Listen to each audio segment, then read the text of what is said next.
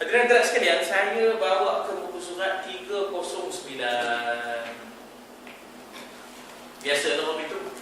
Maknanya saya ambil pendekatan responsif. Responsif itu bila orang cakap soal sembahyang sunat istisqa, kita buka istisqa. Orang cakap tentang buah, kita buka buah. Tak? Kali ini orang cakap tentang 309. Orang cakap tentang apa?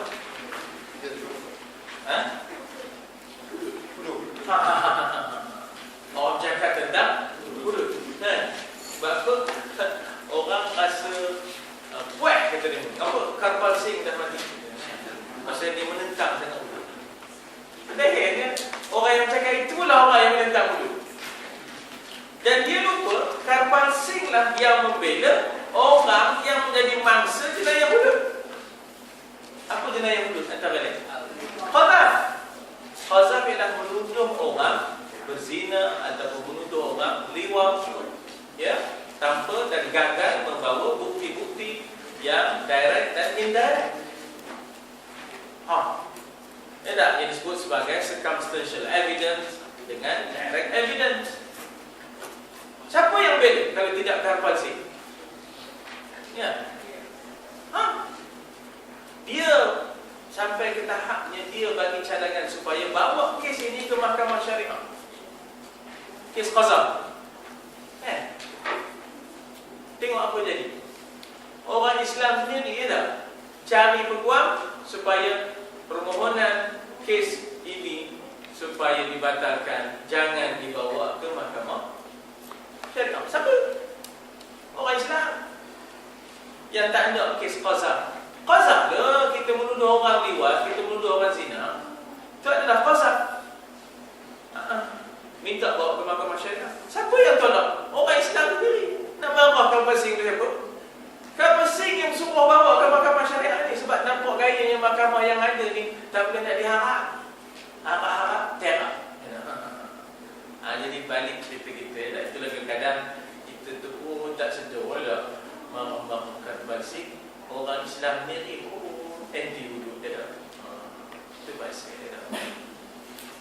Itu perlu kita bincang lagi. Apa dia kesalahan-kesalahan yang kita nak tahu, yang kita nak terima, yang kita minta. Apa dia kesalahan-kesalahan. Tapi kita kata bahawa dia bukanlah satu muka surat. Dia bukanlah satu muka surat. Jadi maknanya dia menjangkau. Dia menjangkau sampai maknanya sampai kata 7 muka surat dia datang sampai 7 muka surat. Kita baca di sini rasanya insya-Allah. Bismillahirrahmanirrahim. Qala al-musannif rahimahullah wa nafa'na bi 'ulumihi fid darain. Kitabul hudud. Kitab ini suatu kitab pada menyatakan, qala al-musannif, pada menyatakan segala hudud. Segala hudud maknanya segala kesalahan-kesalahan, kesalahan ataupun bentuk-bentuk jenayah hudud dengan dhammah. Dhammah itu baris depan. Baris depan dekat mana? Ha. Dhammah, ha dan dal. Hudud. Bukan hadud. Bukan hadud ke bukan hadad? Hadad tak apa. Tapi dhammah, ha, hu dan dal, hudud. Dan lafaz hudud itu jamak. Jamak itu plural. Jamak bagi had. So plural dia, singularnya ataupun mufradnya adalah had. Kan kita kata ini had sempadan. Ini had. Jangan lebih daripada had. Kalau dah banyak menjadi hudud. Jangan lebih daripada sempadan. Jadi kalau satu had, orang Melayu kata ini hadnya. Jadi yang orang Melayu sebut sempadan, had, apa tu, itu cakap Arab. Jamaknya ialah hudud. Iaitu sempadan-sempadan hukum. Jadi had dengan fathah. Fathah tu baris atas ha. Had. Dan bersabdu dalnya. Had bersabdu. Ba ni dah tak nampak. Bersadu pula dah. sabdu dalnya. Dan makna had itu hukuman seksa, ya, yang tertentu, ya, hukuman seksa yang tertentu qadarnya. Maknanya apakah hukuman terhadap orang yang mencuri, hukuman terhadap orang yang merokok, hukuman terhadap zina, hukuman terhadap qazaf. Jadi hukuman seksa, penalty lah kata, ya, penalty-nya, ya, yang tertentu. Maknanya yang telah ditentukan Allah. Berapa kali sebatan? Kalau qazaf 80 sebatan, kalau zina 100 rotan. Jadi hukuman seksa, dera ataupun dera, ya, seksa ataupun dera yang tertentu tu maknanya yang telah ditentukan. Tilka hududullah fala ta'taduha, ya tak?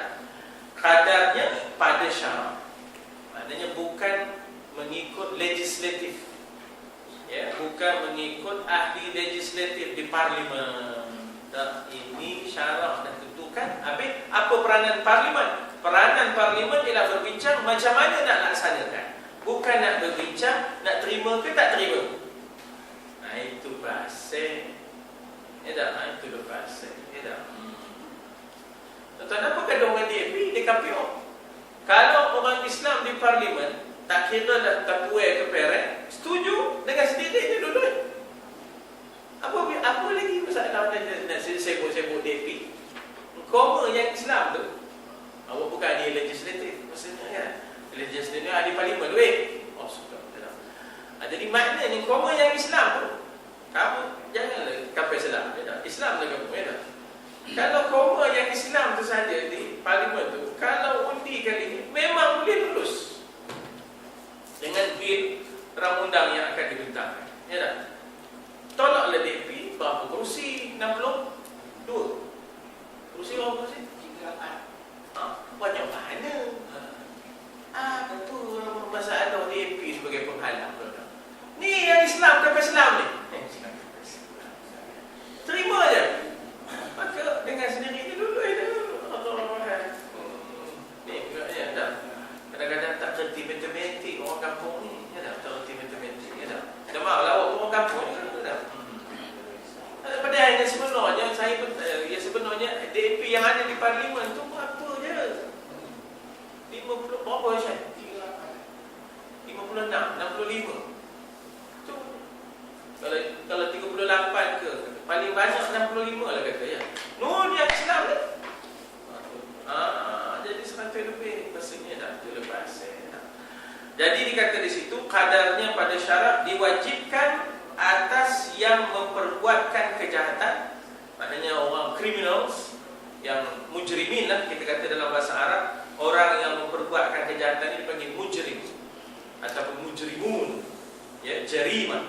Supaya untuk apa hudud ini dilaksanakan? Supaya tertegah manusia daripada memperbuatkan pekerjaan yang jahat, fahisyah.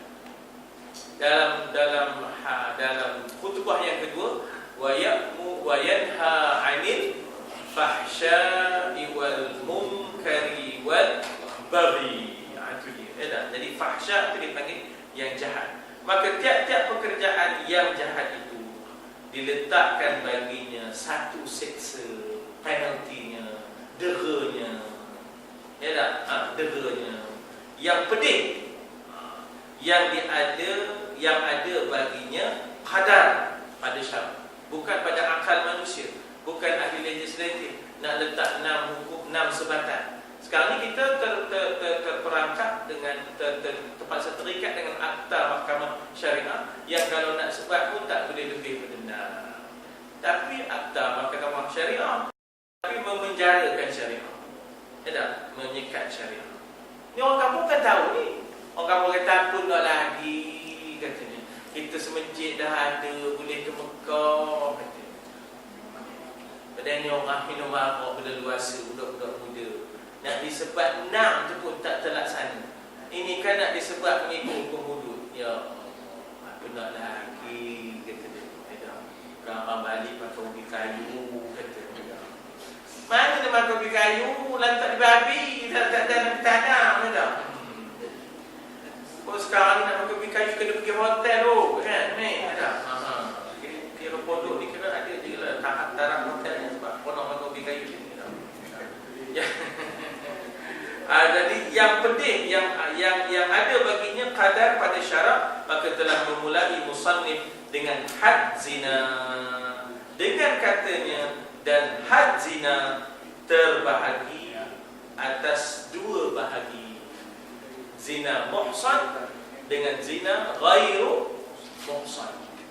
Zina muhsan iaitu zina orang yang telah berkahwin dengan syarat-syaratnya.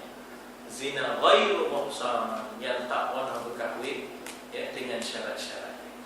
Jadi dia ada dua hukuman di situ, pecahan bagi kita kata kesalahan zina ya. Jadi saya berhenti di situ ya, insya-Allah yang mana yang baik daripada Allah silakan salam. Ada masa 7 minit ni untuk kita bersoal jawab ataupun berdialog. Silakan. Ya. Zina tidak sebab nafkah dia.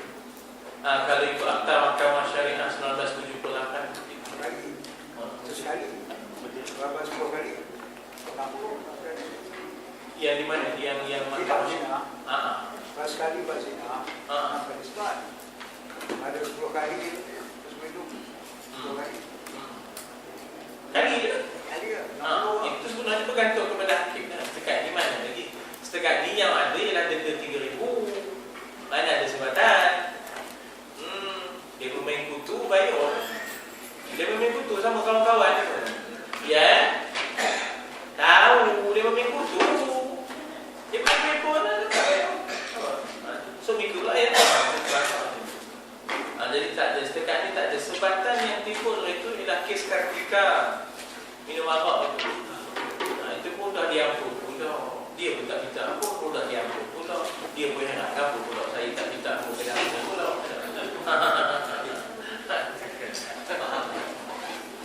Lain soalan? Ya. Minggu lepas. Ada start. Convention pondok-pondok.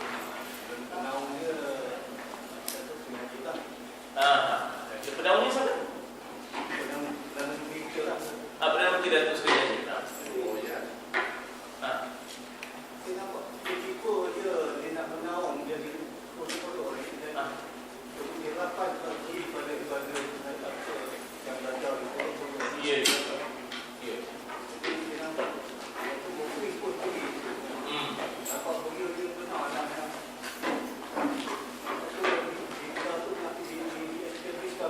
Pondok.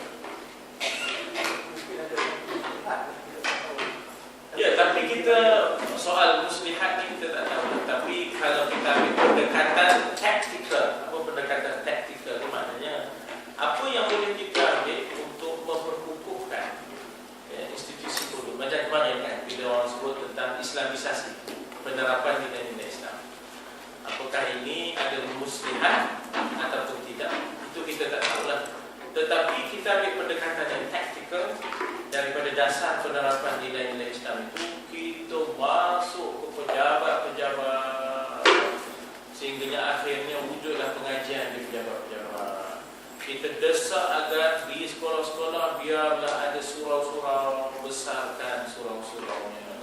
Kita desak agar uniform sekolah dipindah supaya boleh pakai tudung dan sebagainya. Jadi ambil pendekatan yang taktikal begitu. Kalau kita nak ambil positif lah ya. Kalau kita nak ambil positif. Jadi maknanya dalam konteks Yayasan Pondok Satu Malaysia ni ya, maknanya kalau kita ambil pendekatan taktikalnya ialah apa yang rasanya boleh kita manfaatkan untuk memperkasakan pondok-pondoknya, apa salahnya kita ambil. Tapi dengan kewaspadaan ya, dengan kewaspadaan ya. Jadi kita pun harusnya menjadi orang yang kata cerdik ya, menjadi orang yang cerdik. Maknanya benda-benda yang boleh kita manfaatkan ya, kita manfaatkan.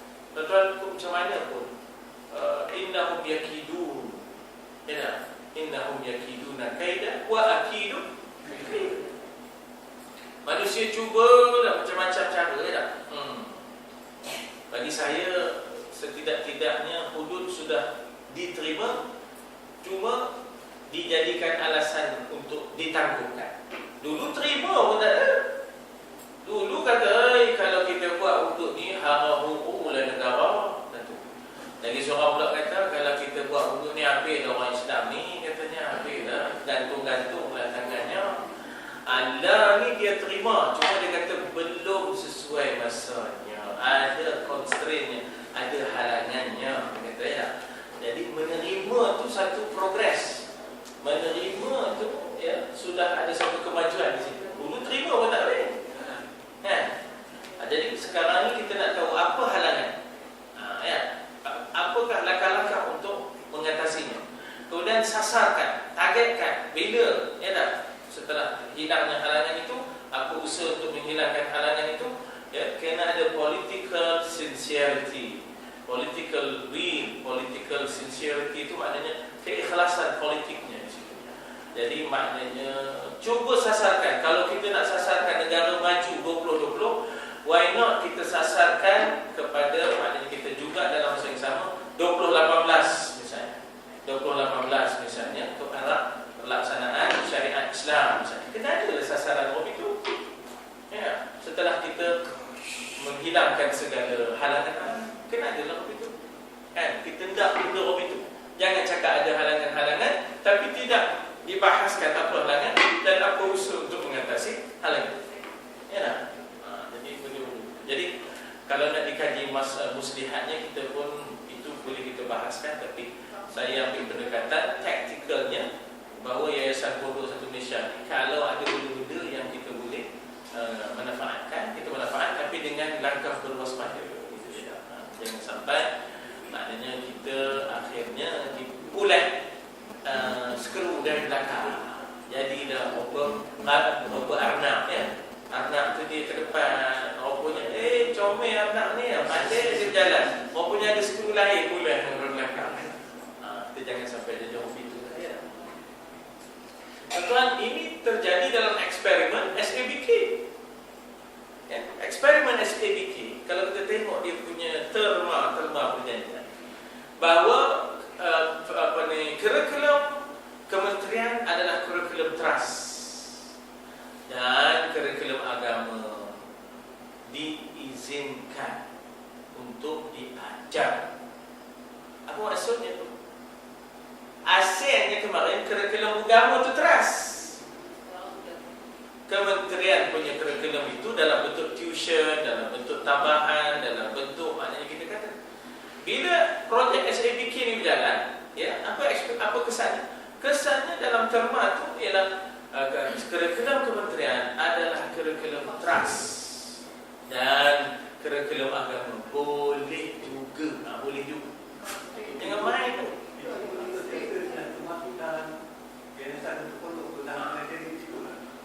Jadi eksperimen ini kesnya berlaku di Kampung Lalang, iaitu Pondok Yahya Pondok Dinia.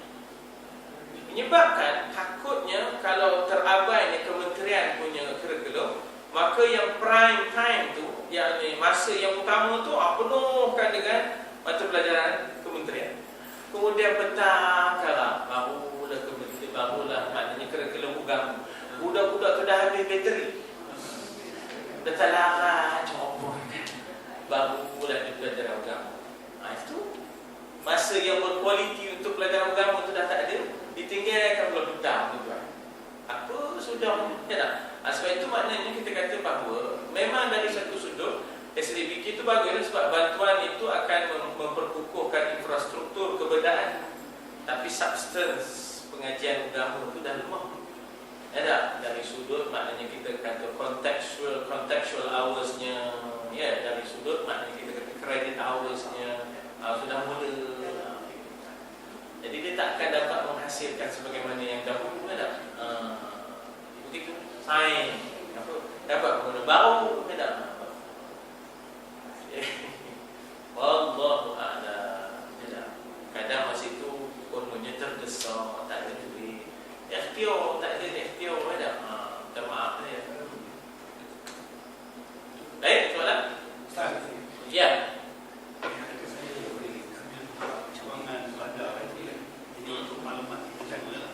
Ya. Lawyer Haji Asmuni.